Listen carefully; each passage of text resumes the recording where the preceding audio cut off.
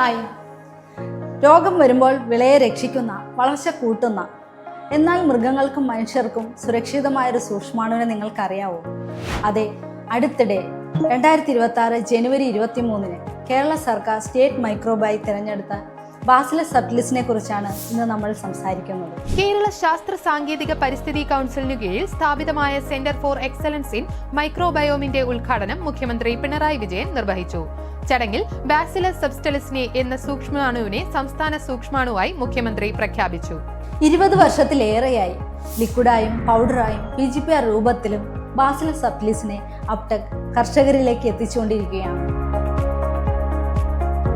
എന്തുകൊണ്ടാണ് bacillus subtilis കർഷകർക്കിടയിൽ ഇത്ര പ്രാധാന്യം ലഭിച്ചതെന്ന് നിങ്ങൾ ചിന്തിച്ചിട്ടുണ്ടോ? ബാസിലസ് സബ്റ്റിലിസ് ഒരു ഗ്രാം പോസിറ്റീവ് സ്പോർ ഫോമിംഗ് ബാക്ടീരിയയാണ്. സ്പോർ രൂപത്തിൽ നിലനിൽക്കുന്നത് കൊണ്ട് തന്നെ ഇതിന് ഉയർന്ന ചൂടിനെയും പ്രതികൂലമായ സാഹചര്യത്തെയും അതിജീവിക്കാനുള്ള കഴിവുണ്ട്. കൂടാതെ ഇറ്റൂറിൻ സർഫാക്റ്റിൻ പോലുള്ള anti microbial compounds Bacillus subtilis ഉൽപ്പാദിപ്പിക്കുന്നുണ്ട്. ഇവ രോഗകാരികളായ ഫംഗസുകളെയും ബാക്ടീരിയകളെയും നിയന്ത്രിച്ച് വിളകൾക്ക് മികച്ച രോഗപ്രതിരോധ ശേഷി ഉറപ്പാക്കുന്നു. ബാസിലസ് സബ്റ്റിലിസ് രോഗപ്രതിരോധ ശേഷി നൽകുക മാത്രമല്ല കേട്ടോ, വളർച്ചയെ ത്വരിതപ്പെടുത്തുന്ന ഫൈറ്റോ ഹോർമോണായ ഇൻഡോൾ 3 അസിറ്റിക് ആസിഡ് ഉൽപ്പാദിപ്പിക്കുന്നുണ്ട്. രോഗപ്രതിരോധ ശേഷിയെയും വളർച്ചയെയും വളരെ നല്ല രീതിയിൽ സ്വാധീനിക്കുന്ന ഒരു മിത്ര സൂക്ഷ്മാണുവാണ് ബാസിലസ് സബ്റ്റിലിസ്.